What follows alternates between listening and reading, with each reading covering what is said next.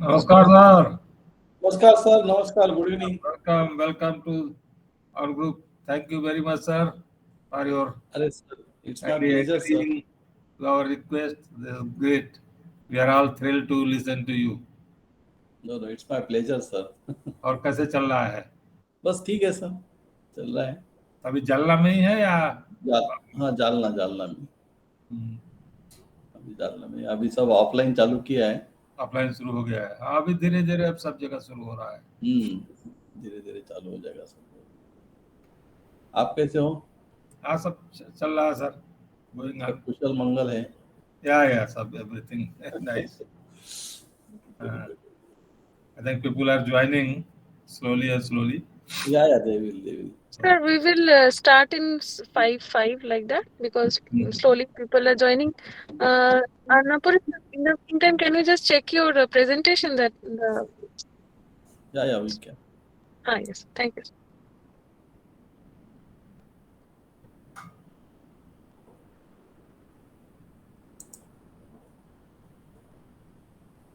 आपका भुवनेश्वर कैंपस कैसा चल रहा है आप लोग? भुवनेश्वर कैंपस बढ़िया चल रहा है सर. अभी का तो IIT भुवनेश्वर के साथ में कुछ टाई अप है ना? हाँ, IIT भुवनेश्वर के साथ टाई अप है. उनके ही प्रीमाइसेस में काम चल रहा है. Right. Basically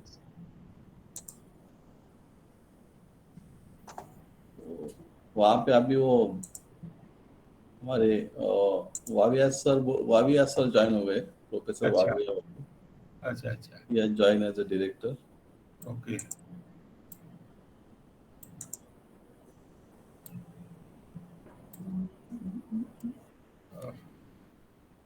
I hope Sannyas is also doing fine.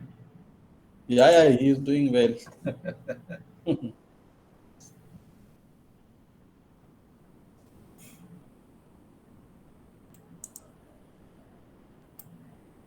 आपके जालना कैंपस में क्या आप लोग डिग्री भी प्रोवाइड करते हैं जस्ट रिसर्च? नहीं sir, it is only masters course है. Integrated masters course. Integrated master course है. अंडर ग्रेजुएट कोर्स नहीं है. It is like a post graduate course only. So integrated master means masters and PhD both?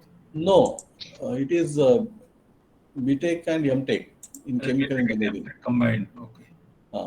Combined.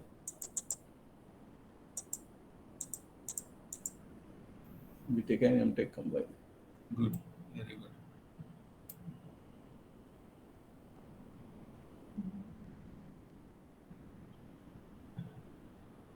उधर Bhubaneswar campus में भी same pattern है. It is similar pattern.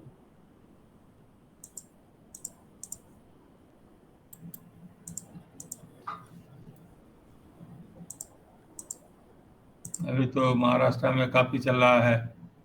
Hanuman Chalisa का जोर काफी चल रहा है. क्या है, अभी कोरोना में सब अटके हुए थे. अभी फ्री हो गए तो चालू हो गया है. कुछ न कुछ चलना चाहिए. लास्ट ईयर यही टाइम था जब लोग ऑक्सीजन के लिए परेशान थे. बेड नहीं मिल रहे थे. और अभी वो खत्म हो गया. तो कुछ at least they should have some work to do. They should do something. Yes. इसमें कुछ मतलब है क्या ये चीज में? कंस्ट्रक्टिव कुछ तो होना चाहिए. इसमें कोई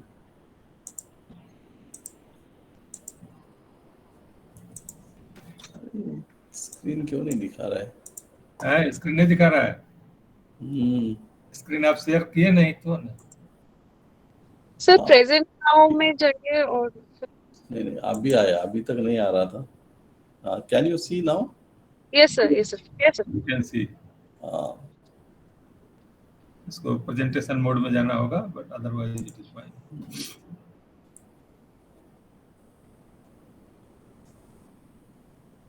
विजिबल है ना अभी? हाँ, बिल्कुल विजिबल.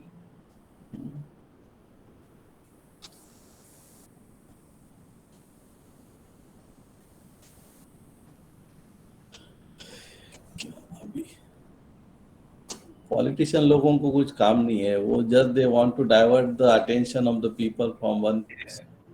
दैट इज अपना अपने चीज को छिपाने के लिए दे वांट पब्लिक को लड़ा के और अपना फायदा करते रहो। हाँ, पीपुल विल नॉट, उनका जो रॉन्ग डूइंग है वो सब इसी में रहेगा।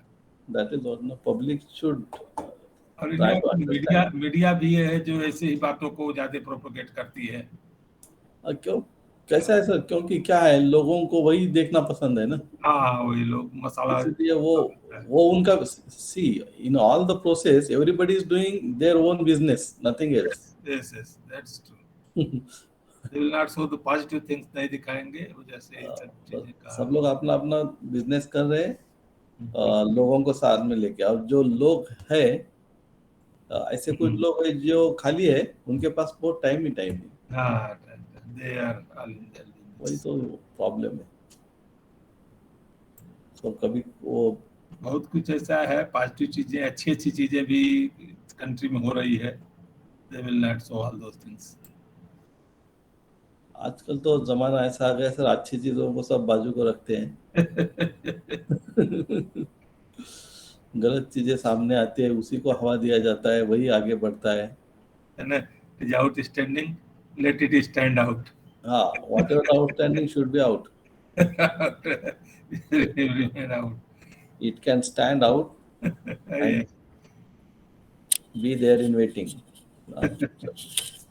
बात सही है, क्या बताए, मुश्किल है सब। ठीक है, अच्छा है, कोई बात नहीं। But the worst case is the education is also affected because of all those things. That is, अब अभी तो इसका भी पॉलिटिसाइज कर दिया है ना बहुत सब। ठीक है। वही तो ना, जो स्टूडेंट्स को भी हाथ में लेते हैं, उनको भी बिगाड़ दे रहे हैं। हम्म। बट स्टूडेंट्स वगैरह उनको वो ये नहीं समझते हैं कि इसमें अगर कहीं हम फंस गए तो अपना करियर पूरा बर्बाद हो जाएगा। हाँ, पूरा लाइफ का सवाल है। लाइफ का सवाल होता है। एक बार कभी कुछ कोर्ट केस वगैरह अगर तुम्हारे नाम पे आ गया तो बाद में स्पॉइल। पासपोर्ट मिलना मुश्किल हो जाता है, यस। जॉब मिलना मुश्किल होता है। ये सब चीजें हैं, हम्म। बट क्या है, जोश जोश में ध्यान में नहीं आता है। हाँ, वो तो यंग एज में hit of the moment they are. Hmm. ठीक है सर। अच्छा, अभी तो 5:02 हो गया, तो क्या करेंगे Jayashree? Should we wait for few more, will start? Sir we can start, 2 minute और रुक जाते हैं, 5 से विल स्टार्ट। चलेगा सर। चलो slowly join.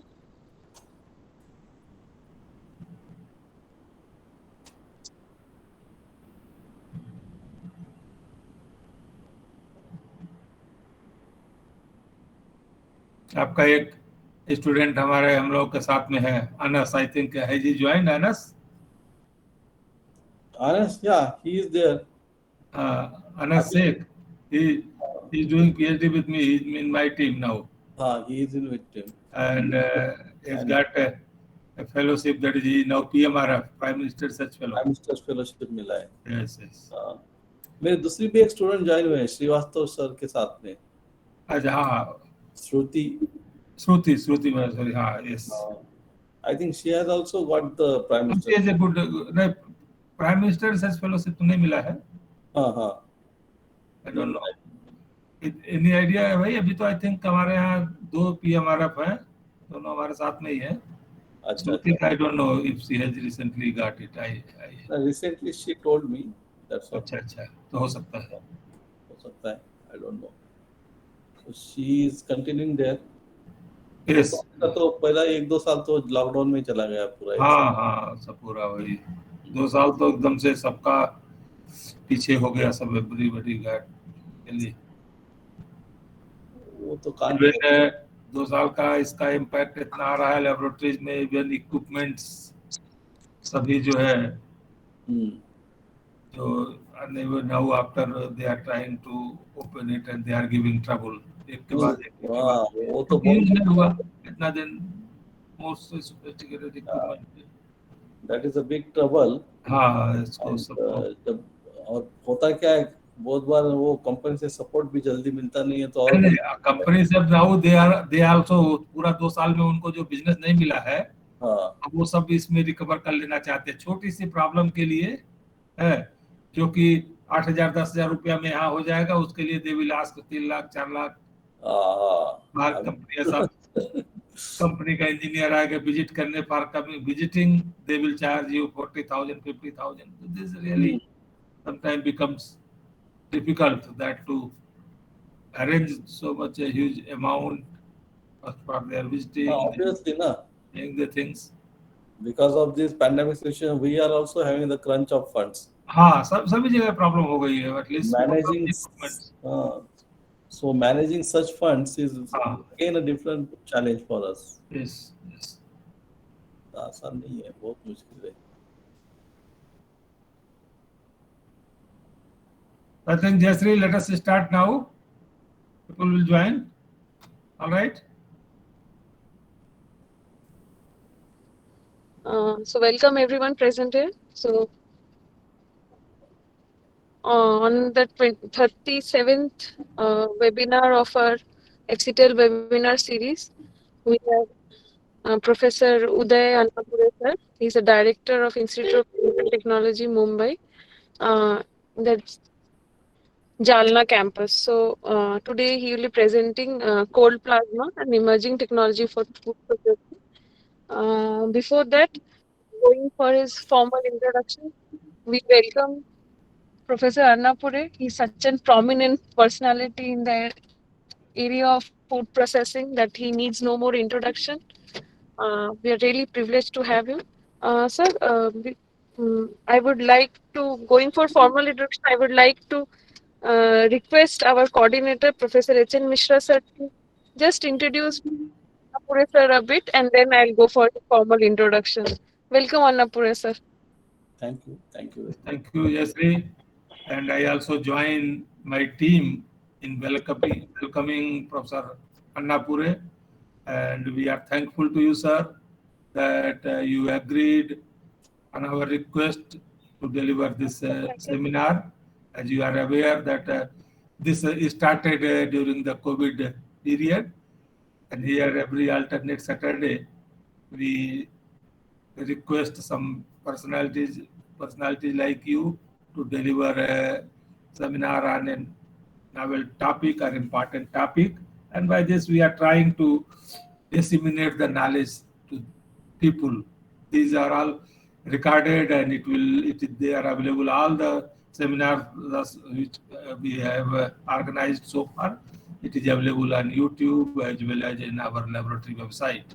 And I am sure that today another that is very important topic you are covering, cold plasma, which is very emerging and novel technology. Even many people do not know what is that. Even I also do not understand much about this new technology. So I am very eager to listen to you and learn this new process.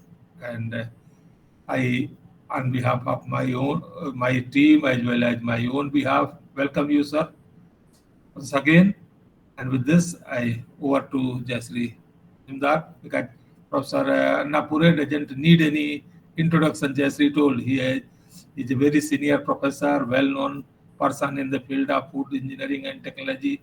He is the former president of Association of Food Scientists and Technologists of India, and there are so many laurels on its cap with that. So over to Jayashree. Jayashree, please take it forward for the formal introduction and let us listen to Professor. Thank you, sir. Thank you. Thank you. Thank you, sir. Thank you for introducing Professor Annapure to us. Before moving and declaring his topic on about cold plasma, I would like to introduce our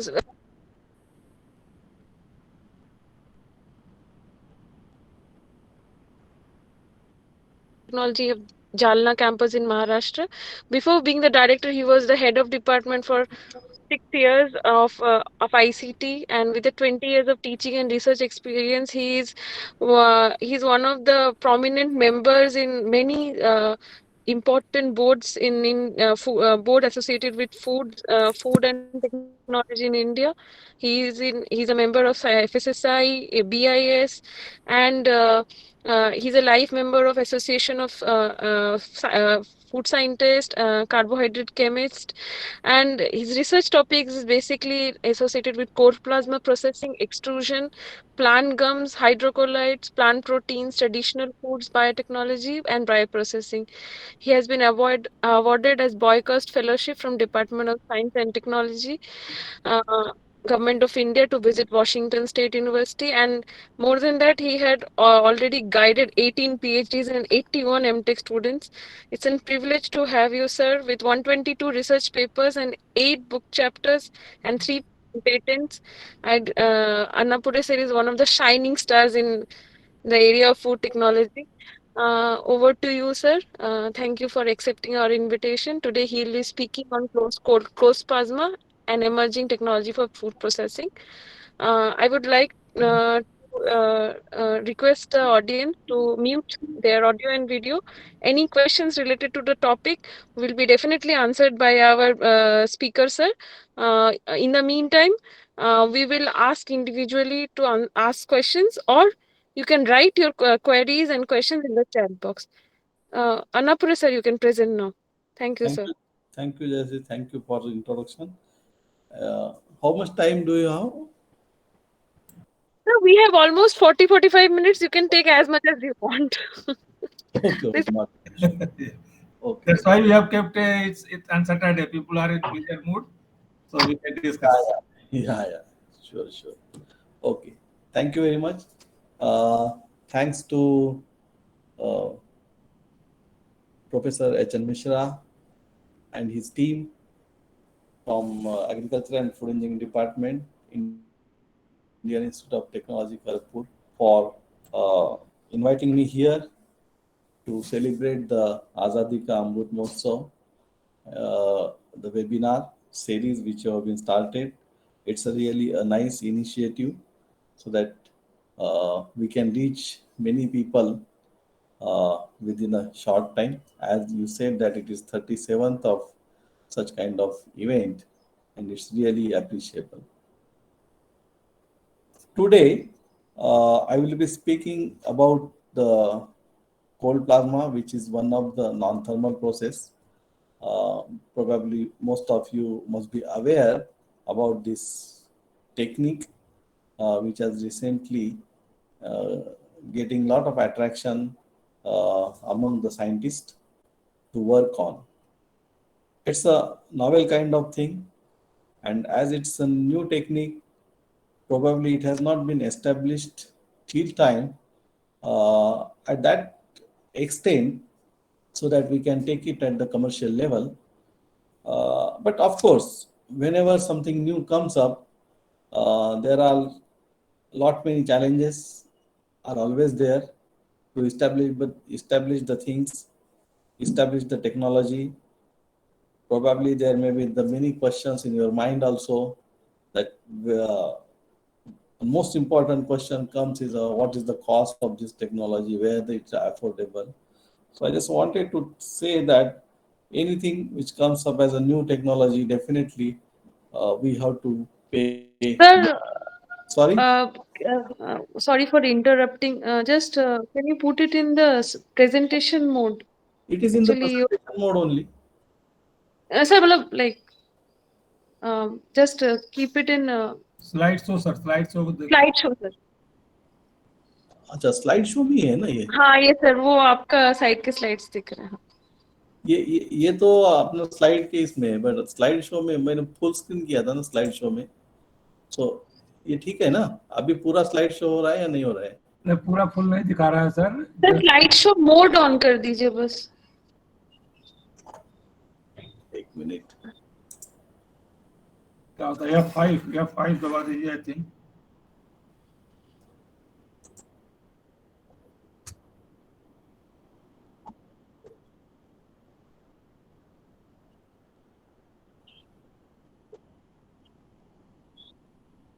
police see the मैंने वही screen share का option click किया है, but screen share में क्या हो रहा है? Your entire screen sir share करिए और एंटायर स्क्रीन पर क्लिक करिए, देन स्क्रीन पर क्लिक करके शेयर कर दीजिए, it will come full screen.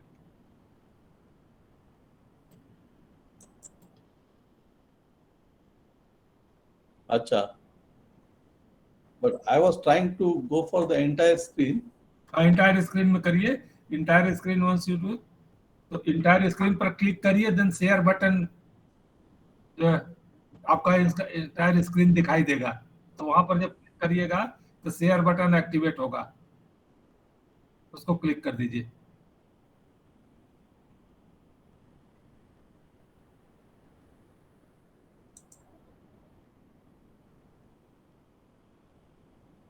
Oh,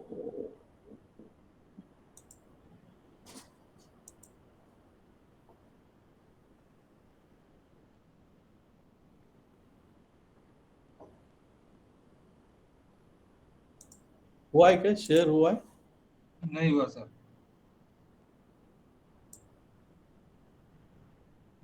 नहीं हुआ। ये एरो जो है प्रेजेंट नाउ आप क्लिक कर रहे हैं तो हाँ, प्रेजेंट नाउ में जाएंगे, देन आएगा योर एंटायर स्क्रीन, प्रेजेंट में बोले हाँ योर एंटायर स्क्रीन, वो उसको क्लिक कीजिए योर एंटायर स्क्रीन को, तब ओके आपको वहां पर स्क्रीन दिखाई देगा जिसमें लोगों का फोटो इत्यादि दिखाई दे रहा है, बराबर। वहां पर क्लिक करिए, देन शेयर बटन ग्रीन होगा, एक्टिवेट होगा। ओके, जब शेयर बटन एक्टिवेट हो गया ग्रीन, उसको शेयर कर दीजिए।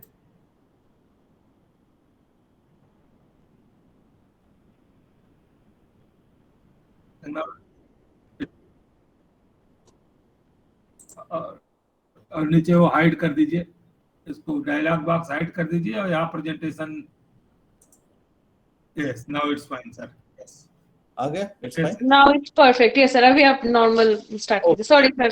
Thank you very much. Sorry for the inconvenience. No, sir. Sorry, sir. Sorry to interrupt you. So, as this is a new technology, definitely there are many challenges. Still, all over the world, many teams of the scientists are working on this area. I remember when I started working in this area in 2013-14. That time there were 5 to 6 groups all over world were working already in this area when I entered. But today there are many more people are there working in this area, and there are a lot many things are being getting explored. Probably, maybe after some time, this technology may have some good effect in the area of food processing. Basically, it is a non-thermal process, as we know, like high pressure processing, which is being now well established in the many of the operations of the food processing.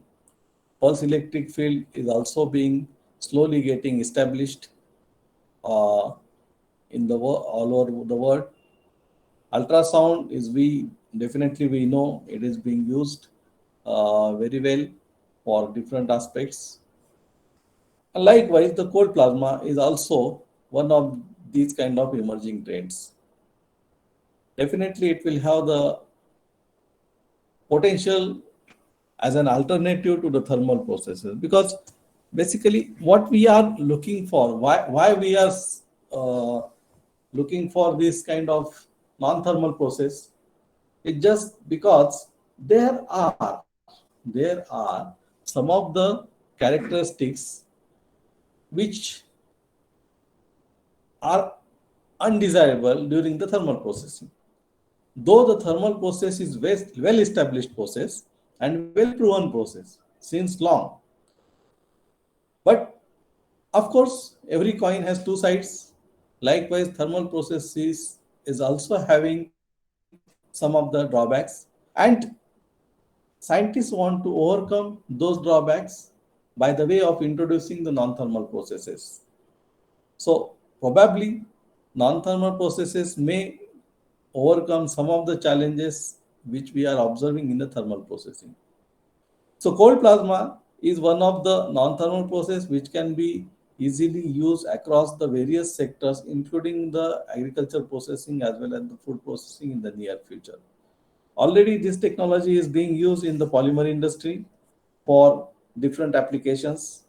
It is being used even in the medical sciences with lot many applications. So we are just trying to explore the possibility of its use in the food processing. What is the plasma basically? Plasma is actually the fourth state of matter, because as we know there are three states of matter which we are well aware of are the solid, liquid and gas. And plasma is considered as a fourth state of matter. Now again there are lot of debates are there whether we should consider it a fourth state or not, whether it can be included in the gas.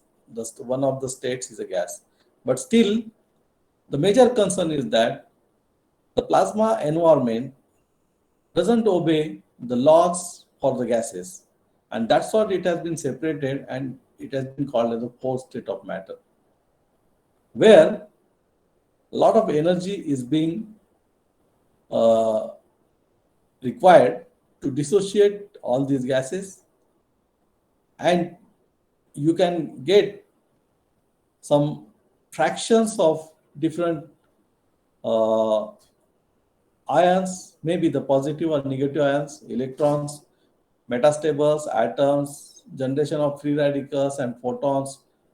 That is the composition of this all plasma which is being generated. Definitely, it takes a lot of energy inputs to generate the plasma, as we are actually staying in a atmospheric air where you need the special efforts to be taken to generate the plasma. Otherwise, it has been said that 99% of the universe, 99% of the universe is actually in the plasma state. Only 1% of the universe, that where which is the earth is being surrounded like this, that is the only 1% of the total of the universe. Otherwise 99% of the universe is in plasma state actually. So when we want to generate the plasma at laboratory, then definitely we need to look at the chemistry of that, where the ionization is the most important step in the plasma chemistry, where it depends on the several factors such as feed gas composition, humidity, power, or the voltage which is applied, and the surrounding phase where we are generating the plasma. So the ionization of the natural ionization neutral ground state atoms, molecules or radicals by electron impact is the most prominent ionization mechanism here in case of the plasma, where after that you will get the chemical composition of the air, which is, we can call it as the plasma once it is get dissociated, is dominated by some oxygen radicals, nitrogen radicals, carbon dioxide ions, oxygen ions. Basically, it is a dissociation of the air, and it has been different kind of molecules you can observe in the plasma state, which we can't call it more than air. But most of the things which are being generated are in a fashion of unstable manner. That is the major concern in this plasma generation. So how the plasma is generated in the laboratory is you have to you require the high voltage, that is AC or DC electrical discharge, microwave, heat, light, magnetic field and radio frequency. These are the different options by which, by using this, you can generate the plasma. What you require, another one is a feed gas. Means you will generate the plasma, but that generated plasma, what it will do, whatever the feed gas is there, it may be the atmospheric air, it may be the noble gases like nitrogen, helium, argon, which you can also use and which are getting dissociated. So that is the next step, is the ionization. This ionization will lead to a plasma, which is a mixture of gas molecules, atoms, charged ions, free radicals, free electrons, ozone, elemental oxygen, and photons, as I said earlier. So this is a mixture altogether, and this mixture can be delivered in a particular fashion, maybe known as a corona discharge or atmospheric plasma jet, pulse plasma, microplasma, or even nanopulse plasma. It all depends on the requirement of the system where we want to use this plasma. So basically, these are all the components which you can see in the plasma, where the reactive species are generated. Some sort of UV radiation is also you can find there. Visible light will be there. Electromagnetic fields will be there. Slight heat generation may occur in the plasma during the generation of the plasma also, and but it is not so exhaustive like which we experience in the ultrasound and all. Ultrasound on high pressure, basically where the as the pressure increase in the high pressure processing, the temperature also rises. And same thing with the ultrasound also, as the frequency change is there, there is a fluctuation, rise and drop of the temperature is also there. But here in the cold plasma, basically this heat generation is just for in the margin of the 2 to 3 degrees, not more than that. And that's why it is being called as a cold plasma. I mean, that is again the question, why it is being cold plasma. Cold plasma, it doesn't mean that it is sub-zero or something at the low temperature. It is actually at the atmospheric temperature, but as the heat is not being generated during the process, that's why it is called as a cold plasma. But there are certain processes where plasma is, when the plasma is generated, actually heat is also generated along with that. Generally, wherever the plasma generation is there, there is a heat generation, and which is well-known fact, and which is called as a hot plasma. But here, actually, we are avoiding restricting the heat generation. That's why this particular process is called as a cold plasma. So ultimately, at the end, you can find the ions and electron moving freely here and there in the plasma atmosphere. So if you see the working principle of this plasma, you can say that these are the two plates and steel plates. These are actually connected to the electric circuit and another plate to the ground electrode. And in between these two, you are trying to pass the carrier gas. Once the gas is being passed through these two electrodes, in between these two electrodes, the plasma is generated, that is the ionized gas, and that is called as the plasma. And that we are actually using for different purposes. This was the instrument. This is one of the instrument which has been developed by us only in our physics department. Professor R.R. Deshmukh is my colleague, and he is also working in the plasma because he is basically from the physics background. So this is the first equipment, because in those days we were not getting the ready equipment in the market to work on this kind of area. So Professor Deshmukh has actually initiated this field, and he has developed this particular equipment in his lab. And of course, I am the user for this. So this is being developed by him, and we were working together for a long time. Then, considering the certain limitations in this equipment, while using for the food products particularly, we got some restrictions where the plasma, the product or the material is not being exposed in this plasma environment thoroughly from all the sides. And therefore, we have decided to have another kind of plasma reactor, which is actually the rotating one. This is the glass tube you can see. This is the rotating glass tube, and where the plasma is generated in this tube. So that because of the rotation, all the sides of the grains or whatever the material can be exposed to the plasma environment. So we have overcome that challenge by doing this. And here, this both the sides there are bearings, because we have to keep this rotating.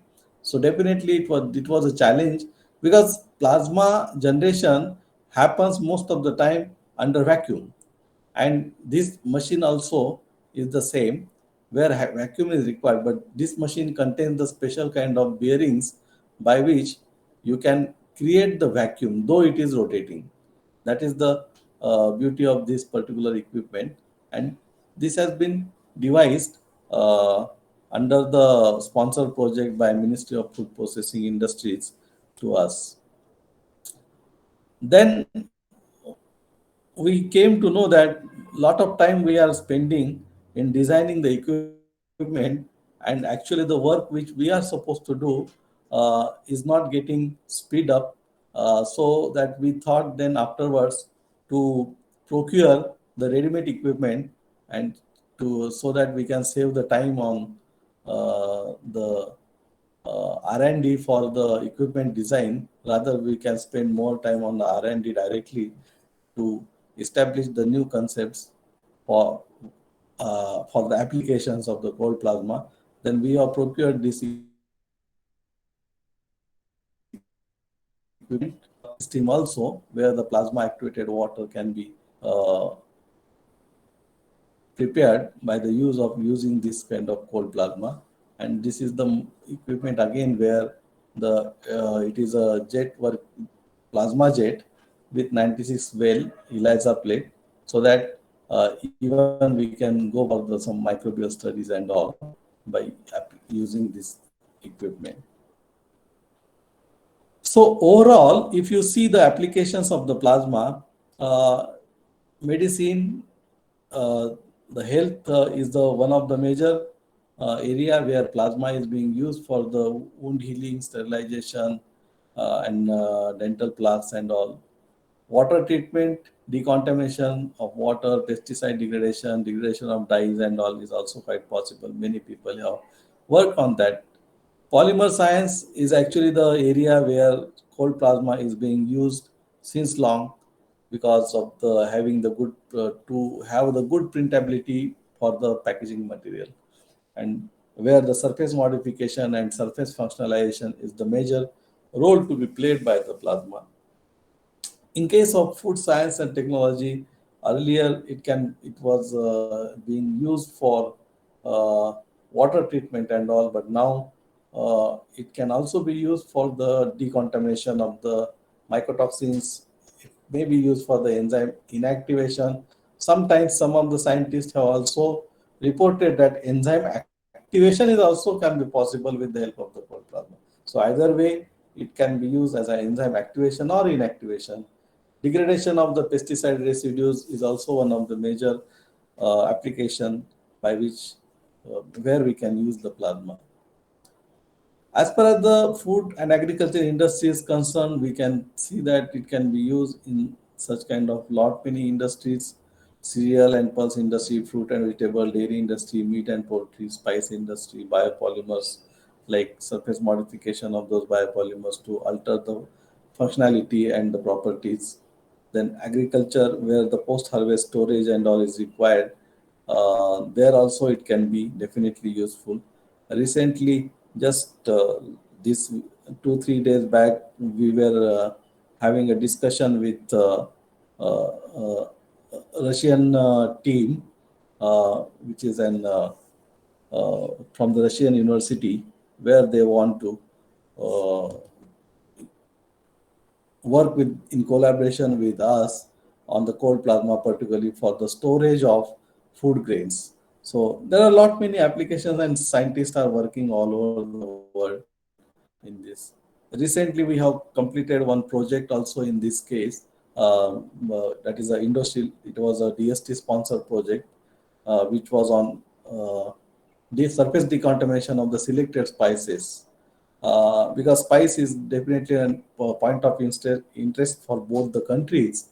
And there are a lot of challenges in the sterilization of the spices.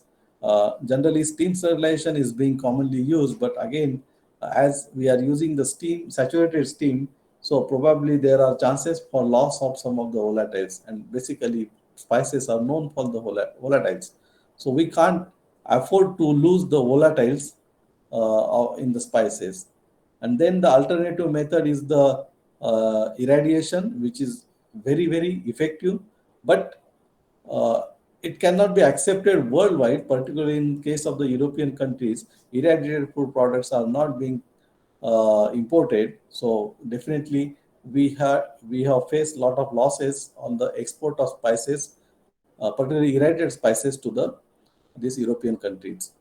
Then what remains is the only fumigation, where ethylene dioxide is being commonly used to decontaminate the spices. But again, that is also nowadays banned because of the stresses of the chemical residues in the spices. So that is the very challenging fact, and that's what we have tried to work in this area, particularly on the spices, make it free from the microbial contamination. So plasma applications are having a good opportunities for the agriculture processing. It may be pre-harvest or the post-harvest in the both the ways. In the pre-harvest, I can suggest the germination, extermination, then decontamination of the seeds. These are some of the things where cold plasma can be easily applicable, where you can enhance the production or the yield of the crop. Whereas in the after the harvesting, that is a post-harvest, definitely plasma will be helpful in decontamination of the gases and other kind of surface modifications and all can be possible, which can helpful in changing the functionality of the material, as well as the grains and all can also be treated with the plasma to extend their shelf life by microbial inactivation on the surface. Whatever the surface microbial load is there, that can be destroyed or inactivated. So in case of germination, we had actually done a small experiment with the moonbeam, where we can see that uh, shoot length is quite increased once you give the plasma treatment. So generally that happens because of the modification of the surface of the grain, where the plasma is having the ability to make the material more hydrophilic, and with that the seed grain become more hydrophilic and absorb the more amount of water with respect to the time, and so the germination also can be faster as compared to untreated samples. That was been generally observed, where because the increase in the wettability of the seed grain because of the increased water uptake is the one important factor. Then faster the germination because of these kind of reactive species which are there in the uh, surrounding atmosphere of the plasma. Then there will be the improved nutrient uptake if you sow the seed, and then probably it will be faster growth can be achieved. So these are the some of the factors. This is the experiment which is done in our laboratory. You can see the untreated samples are having this rootlet lengths, shorter root length, whereas this treated one are having a long rootlets. So, and that too again, the time required is a very less. Here generally we required 8 to 9 hours. Here it happens within 4 to 5 hours. So time is also being saved. And so where the as far as the food is concerned, where we want to uh, have the sprouts. So this is the best way by which you can increase the um, root length as well as reduce the time for the growth of this reduce the time for the germination process basically. So this is all happens because of the surface modification, as I told earlier also, because cold plasma don't have any penetrating power. It is like the ultraviolet, and it generally acts on the surface of the any material. So that surface becomes more hydrophilic because of the change in the morphological characteristics of the surface, maybe by the way of etching, means whatever the reactive species, free electrons and all are there, they are actually totally unstable, and in the process of getting stability, they do the scratching on the surface. Those scratches are very, very minor scratches we can't see by our naked eyes, but those scratches are there, and those scratches actually are helpful to change the functionality of that particular material. If it is an if you want to soak the material, the hydrophilicity of that particular kind of material, you can see the increased one because of the these kind of scratches where water can be easily get absorbed, and that's why the wettability is also increased in all these cases. Then it is the same again. We have worked on the brown rice particularly, because brown rice takes a very long time for the cooking. So we thought if we can use the cold plasma treatment, can we increase the hydrophilicity of the material, because hydrophilicity of the brown rice is also very less, because it contains that bran layer which contains the oil also. So there actually we tried to treat the brown rice with the cold plasma, and you can see the changes in the surface here very clearly, how the smooth surface was earlier and how rough it became after the treatment. And that's results are like the cooking time is decreased, water uptake increased because of the treatment, hardness of the rice decreases, whiteness index increases, crystallinity decreases, gelatination temperature is also decreased, and there is an increase in the surface energy. So all these parameters actually helped in reducing the cooking time of the rice, brown rice particularly. Then we have given certain trials to the modification of the hydrocolloids. Of course, it is just an attempt we have made to learn what are the changes, particularly the functional changes we can observe by the using the cold plasma. So, of course, uh, many a times starch and gums and hydrocolloids are being modified to alter their properties so that we can get the desired property. In general, starches are being modified to achieve certain level of the viscosity. Most of the native starches are not so viscous. That's what we give the chemical treatment, or by the way of chemical modifications, we change the functionality, we change the viscosity. So we are actually looking for the high viscosity materials. But here in plasma, generally, you don't get any kind of high viscous material. If the already whatever the hydrocolloids or gums or starches are there, cold plasma is actually trying to break down some of the chains. So ultimately the chain lengths are getting shortened, and probably because of that, you will not attain the very high viscosity. Slight modifications you can observe at the low level of the voltage and the exposure time.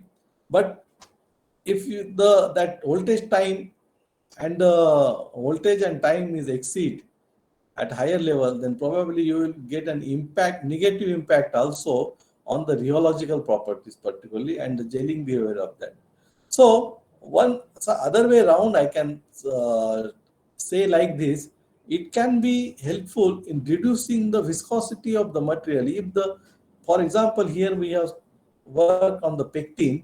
So pectin is actually the good gel forming ability with sugar and acid. So we just wanted to try what happens to the pectin when we treat with the cold plasma. So where actually what we have observed is that pectin is losing its gel strength. But we can find the best application for the such kind of product actually in the medical suspensions, where the medicines is being packed in the form of the suspensions, where you need the uh, stability of that suspension or the gel, which is actually weak gel basically. So here, by the way of using the cold plasma, you can get a weak kind of gels, but those are quite stable. They are having a good stability. That is more important. So here actually is being seen that where the native pectin structure, and this when you introduce the to the cold plasma, exposed to the cold plasma, there are chances for the introduction of the polar groups into that, and which probably can give you the strong gels. But in case of native structure, the uh, this is the regular gel network which we get along with the sugar and acids. But extended cold plasma treatment again degrade the structure of the prolonged treatment, and this degradation leads to the weak gels of the material. So this is the work recently we have published in the Journal of Carbohydrate Polymers, where uh, it is accepted. Same thing, we have also worked with the mango kernel starch. Then here also you can see that at some of the parameters like 170 volt current and 15 minutes to 30 minutes, you can get the little bit increase in the viscosity parameters. But after that, when you go ahead again, it get decreased. So that is because of the depolymerization which happens, whereas initially it may be the cross-linking which is happening within the starch molecules. But once you extend the voltage and the time of exposure, probably the starch might be getting depolymerized. And that's what you can see the low in viscosity. So you need, definitely we need to uh, optimize the process as per our required applications. This is again the another type of starch where we can see the same kind of results, and depolymerization generally occurs at the higher voltage and the more exposure time. This is with the rice starch again, is the same way, where gelatinization temperature can be decreased, but increase in the leaching of the amylose in the starch, decrease in the retrogression tendency of the starch gels. So that sometimes this whatever the observations we find, always there are two sides of the coin. Somewhere we get the good results or expected results, sometimes which we may get some negative result also. But somewhere all this characterization is very, very important, so that we should know that what happens actually with the help of this cold plasma treatment. So likewise, we have also tried to work on the gum arabic and xanthan gum. So there also we found that uh, there are a lot of uh, changes in the viscosity and the rheological properties of the gum. In case of xanthan, actually we have observed the very marginal uh, changes with respect to the cold plasma treatment. As such, it is not much affected, even though there is no depolymerization, or even at the higher level of the weightage also, not much have been affected. Then coming to the Another part, that is the microorganisms. Definitely the microorganisms are also can be killed with the help of the cold plasma. The surface load of the microorganisms on any kind of material or the fruits, vegetable, grains and all, the care can be taken that microorganisms can be destroyed. But at certain extent, we can't say that it will be destroyed 100% as a in case of sterilization, because again, even in the food processing, we don't use the sterilization. We use the commercial sterility. That is again the different concept. So because in one go, you cannot kill all the microflora which is available. So definitely you have to repeat it in the different cycles. And probably if you go for the different cycles, you can achieve the good sterilization also. But continuously exposing the material to the cold plasma condition probably may attract some damage to the cellular structure, and hence we may not be able to probably repeat it is in the cycle form. But of course, there are many studies which have been done where the microorganisms can be destroyed or the killed by the way of using the cold plasma. It may be the deformation or leakage of the microbial genetic material through the cell wall. It may be the lipid oxidation, especially in the cell membrane. It may be because of the cell wall rupture due to electrostatic forces like electroporation and all, which happens during the process, or the protein denaturation or oxidation of amino acids and nucleic acid is one of the major concern behind the killing of the microorganism. So overall, this is a mechanism for the microbial inactivation, which where we can see that this is the plasma atmosphere where all the free radicals, free the ions, electrons, photons are there, and the free radicals, long-living reactive species, UV radiation, charged particles. These are all the parameters which are actually responsible for the killing of the surface. So killing of the microorganism, as these all are reacting on the surface of the microbial cell. So this is a general proposed mechanism for inactivation of the microorganism.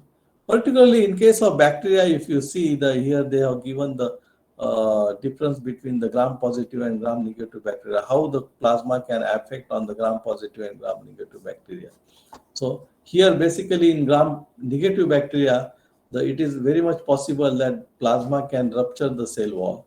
But in case of gram-positive bacteria, rupture of cell wall may not happen very easily. But there are chances that cell leakage can happen, which also can cause the severe damage to the intracellular components like DNA and all. So this is a just proposed mechanism again for the bacteria cells. This one is a proposed mechanism for the fungal inactivation. Basically, the fungus which is exposed to the cold plasma process. So probably what is going to happen with respect to these kind of free radicals, photons, neutrons, electrons are there surrounding to that. There may be the deformation of the mycelial tip. There are chances for the apoptosis, that is the lipid body accumulation in the thing.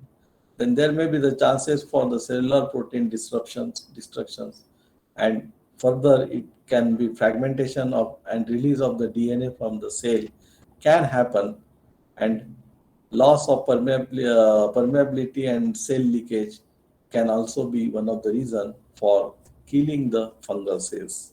These are all the proposed mechanisms where, and basically along with that, the where plasma can be used based on this particular theory. Plasma can be used for the grain infestation also, where generally fumigation is being done, where organophosphates and penitrophin and other various chemicals are being used, and which is actually now banned by the European countries. So they don't accept, I told you before that. And therefore, cold plasma may be the alternative method for that, where the mycotoxins in the grains can be reduced because of the killing of the fungus.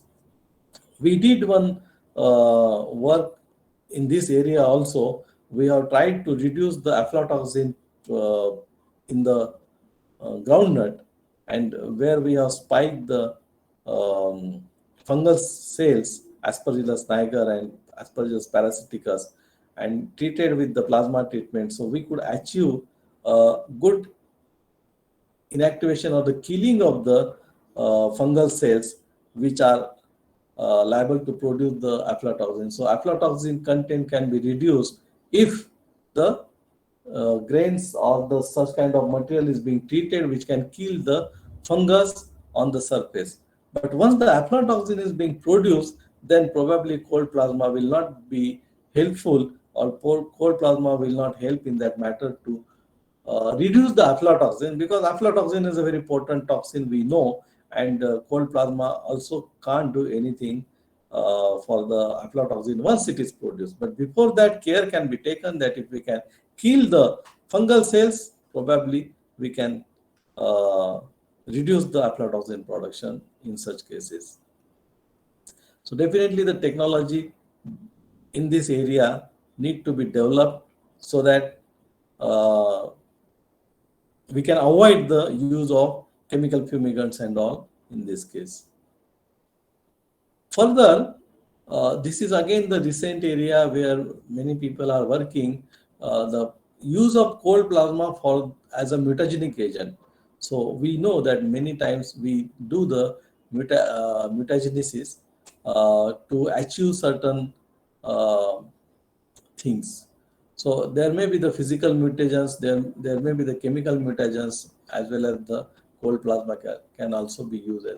See, mutation is the process where we generally there is abrupt change in the genetic material which happens, and many of the times to increase the yield of certain compounds, generally we expose the microorganisms to UV radiation or something like that to mutate it and to observe how it affects the overall yield of the particular product of our interest.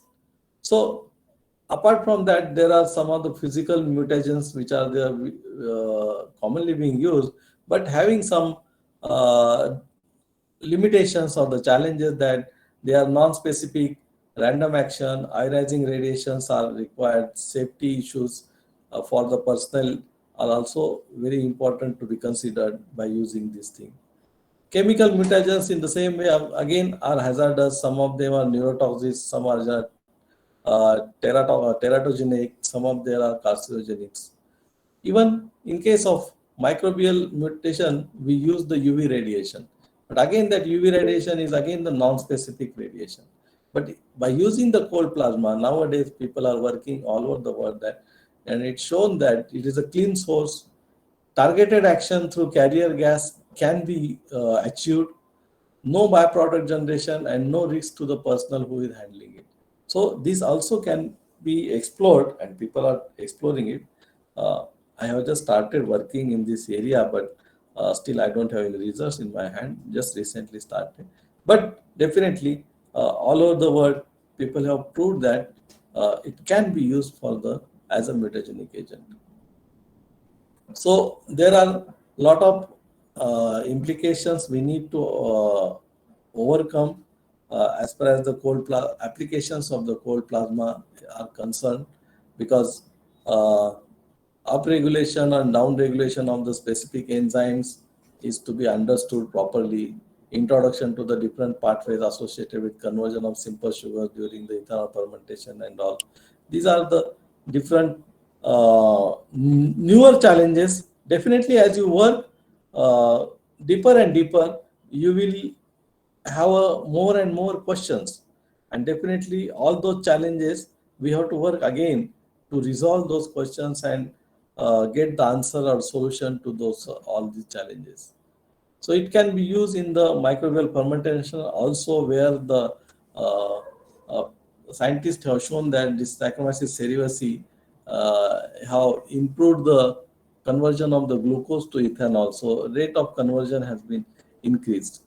And then with the complex environment uh, and various environment which is rich in the energetic, electronic, high reactive chemical species, photons, and all the molecules which are present in the gases are definitely responsible for all those things. Uh, we should move quite faster. Even some of the people have worked on the lactic acid productivity, which has been increased during the fermentation process when you use the cold plasma treatment. Uh, some of the experiments have been done in the red wine also. These are the some setups they have made where you can see that it's a batch process and the continuous process. In the batch process, this cold plasma is being purged into the at the surface level of the wine, and here the treatment happens. In the other case, in the continuous process, the wine is coming by this route, and where it has been get interacted with the cold plasma environment, and it flows together, and so that process becomes the continuous. Modification of proteins is also one of the major area people are working nowadays to increase the uh, solubility of the proteins and all. Uh, of course, these are all the parameters where which are being affected: dissolution, solubility, emulsification, foaming properties, heat stability, gelation and texturization. All these are the parameters need to be studied for the in case of proteins are concerned. So definitely there are good chances that the gelation temperature of the plasma treated can be reduced to 70 to 90 degrees Celsius, and cross-linking and all are the regular changes which can be observed. Usually it is helpful in the unfolding also. Protein unfolding can be possible in the cold plasma atmosphere, and so the modification of the proteins can also be easily being done.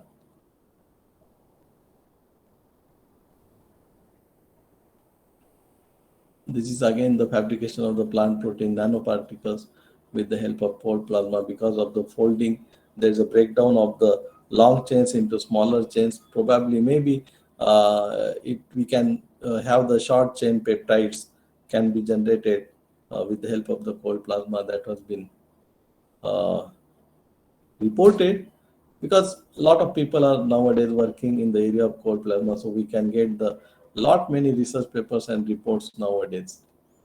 uh, I just move ahead quickly because time is short now. Enzymes also, so as the plasma is working on for the protein, so definitely enzymes are also nothing but the proteinous matter. So the same way it happens, and because of the unfolding and all, probably the enzyme activity and all can be lost. So inactivation of the enzyme can be achieved with the help of the cold plasma. That is also is being reported in most of the research papers.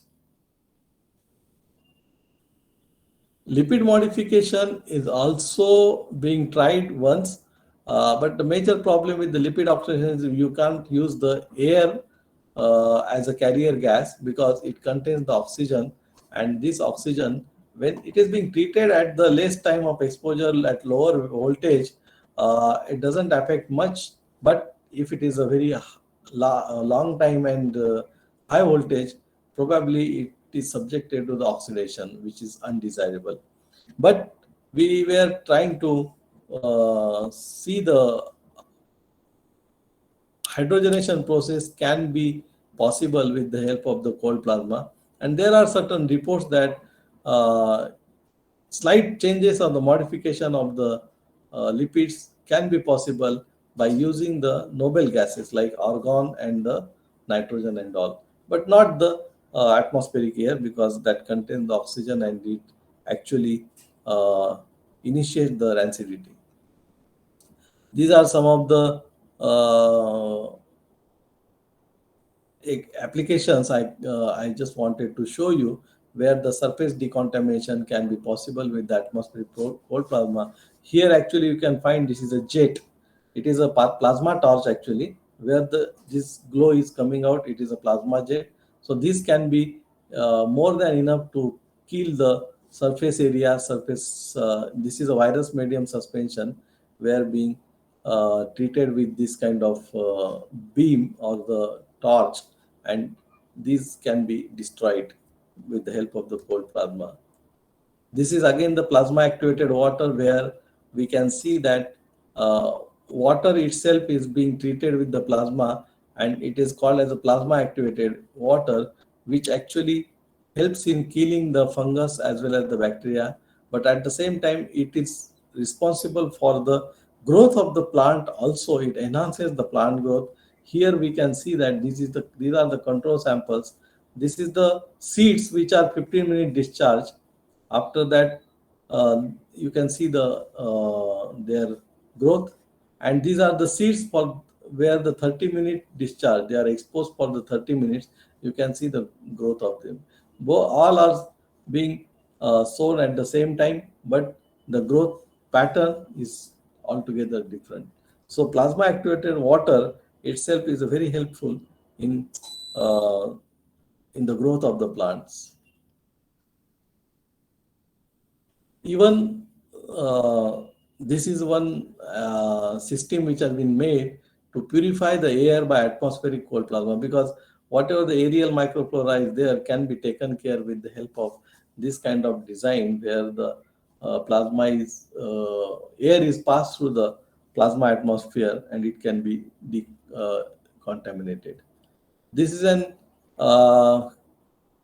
some of the examples by which we can use the cold plasma as in a continuous manner. Here, this is a chamber actually where the cold plasma is generated, and all the food products are actually passing through this particular area, so that surface decontamination can be achieved with this kind of thing. So these are just the proposed designs for the continuous plasma as for application. So here, what I would like to summarize is that cold plasma is definitely an emerging technology used for the surface decontamination of various agriculture produces, foodstuffs, even the packaging materials and many other materials too. Effect of cold plasma on microorganisms and enzymes need to be better understood still, because a lot of work is required and many people are working in this area all over the world, but still we have not come to that particular stage where we can say that yes, it is now can be used with the having it without any safety issues. Effective Definitely, it is an effective tool for food processing by the way of surface modification, where you can change the functionality of the material and can achieve whatever the required, uh, as per our requirement, whatever the properties we want to achieve. So, thank you very much for giving me this opportunity. So, any questions and are there? I am happy to uh, answer those questions. I will try my best level, because this all is a new technology. Many people are working all over the world, and there are a lot many challenges they are also facing. So if you have any kind of thing, probably I will try to answer, because I'm not also the so much of expert in this kind of cold plasma. I'm also just learning day by day by doing the different experimentations and reading out with a lot of literature. So I may not be considered as an expert altogether, but I'm trying my level best for that. Thank you very much. I think there were a few questions by Shruti Mahashak, ma'am. She have asked about the advantages in microwaves. Ma'am, you can directly ask question. She asked it.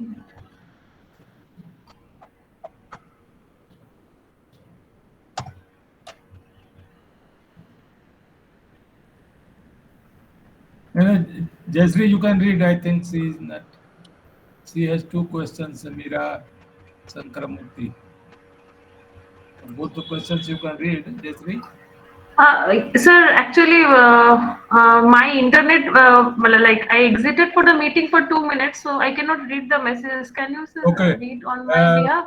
The question there, my question is regarding the presentation of foods. Do the free radical and free ions interact with the surface and nutritive properties of food, especially fruits and vegetables? This is the one question of Meera Sankarmurthy.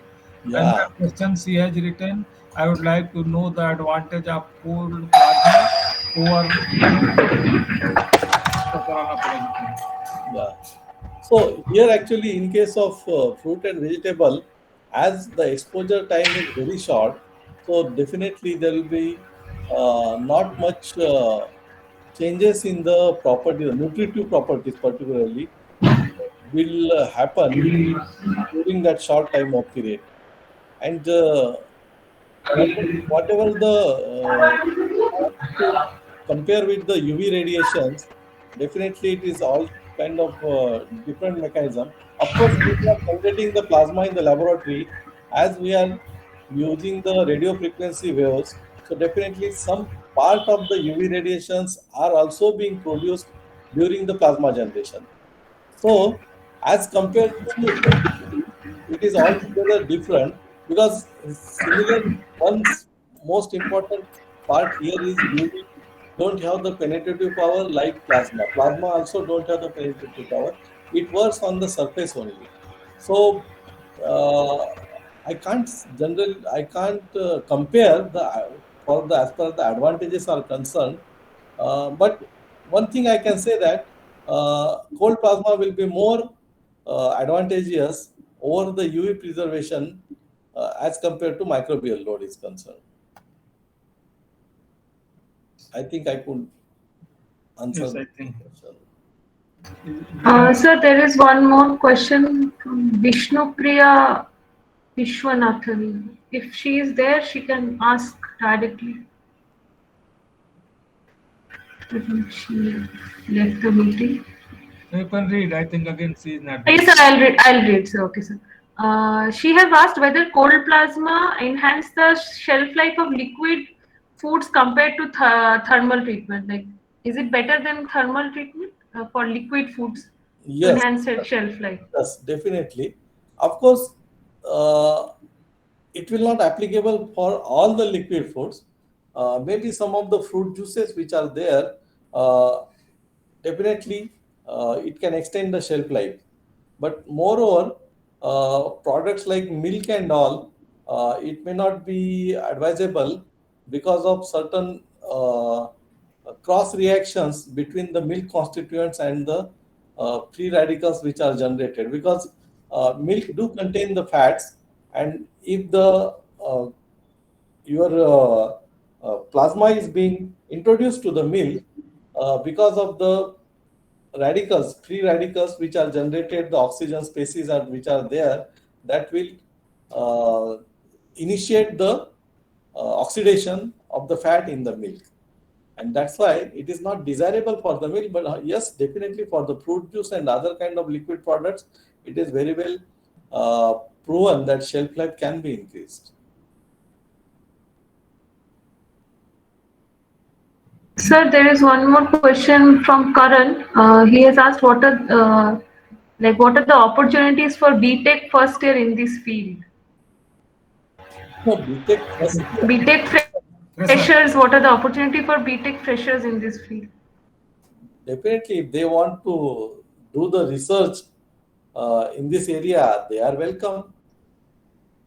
But they need Otherwise, to they can innovate and design new equipment, etc. yeah, whatever they feel, Less definitely costlier equipment. Yeah. they can study the literature regarding the cold plasma and come up with their own ideas, which can definitely helpful to other researchers also. Why not?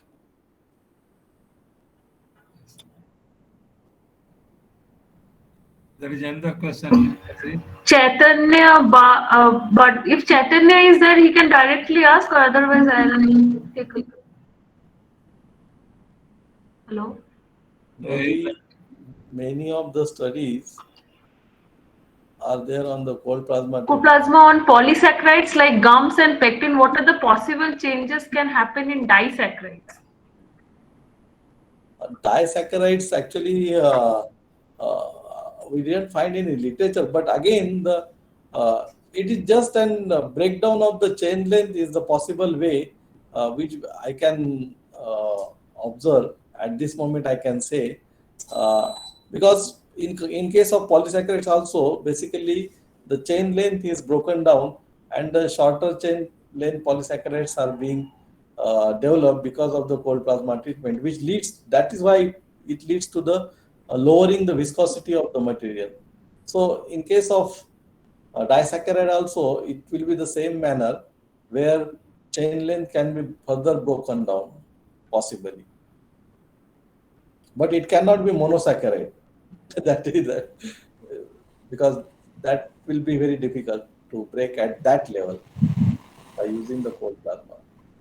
Sir, I'm Meera again here. Yeah. Is there any example of commercialization of such a process? Has the economics of this process worked out? No, I haven't heard about that. I haven't seen any kind of commercialization at this moment. Okay, sir. Thank you. It is still under the R&D stage. Yeah, it is still on the R&D stage. Very primitive. That's what I'm telling you. That actually people are starting in this area, particularly in food processing. Application of the cold plasma in food processing started just in the year of 2011 or 12. That's what, as per the literature, you can see, you will not find the literature before that. Whatever the literature on the cold plasma related to food, you can find after 2011-12 only. And since then, people are working. Now, that's what I told you. Initially, when I started working, hardly 3 or 4 groups in the world were working in this area. Now there are many people are working in this area. Even in India also, many laboratories are involved in the cold plasma work.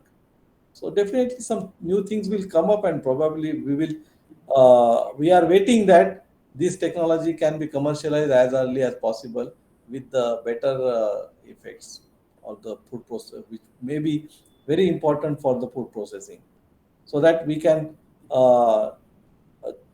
set up one of the alternative to the thermal processing. May not be for everything, but at certain level, probably we can do that. At certain may not be possible that all the food processing, thermal processing can be replaced with the cold for the non-thermal processing. That will never happen.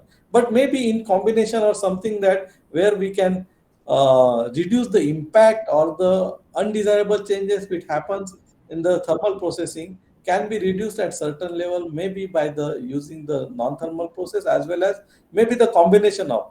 You see, we have learned the methods of principles of the preservation. There are almost 9 to 10 principles of preservation, but no single principle is enough to extend the shelf life. So we always use all the things in the combinations. So probably cold plasma might have been also used in the combination with other methods in the future. That is the expectation. Sir, one more last question. Sorry for asking again and again. Please. Because I'm just interested. There are reports of using irradiation to suppress sprouting, especially in onions and potatoes and all. Do you see such a phenomenon with cold plasma with onions or potatoes or vegetables like that, where we can use it as a sprout preventer, preventing means? It's a very good question you have asked. See, what happens actually when we use the irradiation is having the penetrating power, so that it can go to the base of that root layer, where it can act and inactivate that particular process. But in case of cold plasma, as it is on the surface only, so probably it cannot be used to use as a irradiation to inhibit the growth. Rather, cold plasma is actually used to enhance the growth of the plants. It is other way. You might have seen elimination process Yes, yes. where it has Yeah, been. yes, that's why my curiosity whether the reverse is true. No, reverse, I don't think. Means it is not yet reported, and I have also not tried it, but I don't think it will be possible because of the many of the reasons. Thank you, sir. Welcome.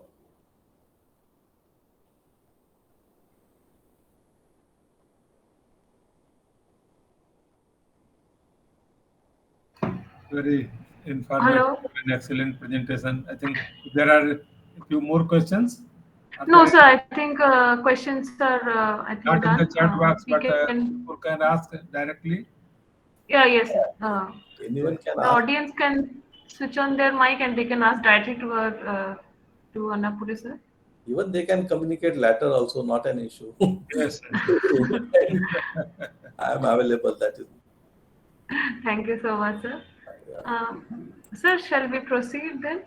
Yes, yes. If there is no question, then you can conclude. Okay. Thank you, sir, for such an innovative and such a less talked about Present. topic. Um, The first slide also you did not present earlier, na? You can. Sir, that time actually sir was presenting, so we could not. So now you can show at least. Now you I have can. already shared my presentation, so it was not possible That's to why share. we could not present. That's why, No sir. problem, no problem. You can show that if you have already made. Is Yes. that there? Yeah. Yes. First, welcome now at least. That time, sir, this was our welcome slide we made for you. That time we were presenting, so we thought it will be interruption to. Sorry, sir. That I have received already from Professor Mishra in the morning itself. Thank you so much, sir. Uh, thank you, Annapure sir, for such an mind-boggling presentation and a very elaborate and a thorough lecture from basics to the current research development and acknowledgement about cold plasma, its technology. Before moving that, I would request our team member Sakshi to say a few words. Thank you. Sakshi? Yes. Good evening to Annapure sir, Mishra sir, and my dear seniors and juniors. It gives me immense pleasure to propose vote of thanks for this 36th lecture of FCTL webinar series. I wholeheartedly thank our speaker, Professor Uday Annapure sir, for sharing vast knowledge from scratch, starting from cold plasma, its working principle, cold plasma, its processing in rice, its modification in proteins, in lipids, and even its various applications in purification of air and deactivation of food, etc. I express my heartfelt gratitude to our mentor and coordinator, Professor N Mishra sir, for providing us opportunity to gather knowledge in areas of expertise of various people across the world, and especially with such great experts like Annapure sir with the help of this webinar series platform. Finally, a big thanks to audience and all the seniors who found out time and participated enthusiastically in this webinars to grace this session with their presence. And we expect similar, in fact, more and more responses for the upcoming for our upcoming lectures. In the end, once again, thank you. Once again, I thank everyone who directly or indirectly participated and gave their valuable presence for the success of this webinar. Over to you. Thank you for nice presentation. Okay, thank you, sir. Thank you, sir. Thank you very much for this opportunity. Thank you. Hopefully, we will meet soon somewhere. Yeah. Sure. Now, most of the meetings are now. Now movement has started. So definitely, we will meet somewhere. Probably, definitely, we will meet somewhere, Yeah. sometime. ठीक है sir. Okay. Yes, sir. Zakir, everything fine? Think. Everything fine, sir. Everything fine. How are you, sir? I'm fine. I think you have communicated your paper. Yes, sir. We have communicated next one to IJFST, sir. Yes, yes, good. You may once again receive a mail after 2 or 3 days because there was some problem in the submission and he has sent back to us. Okay, okay, good, great. Okay, ji, thank you, everybody. Thank you. Okay, sir. Thank you, sir. It will be in the next seminar again. We will meet. Thank you all. Thank you.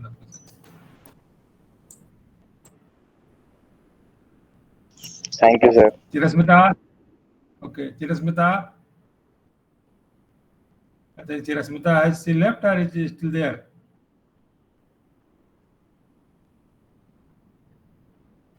She left perhaps. She has She left, sir. Yes. Okay, no problem. Okay, ji, bye bye. Sakshi Gupta.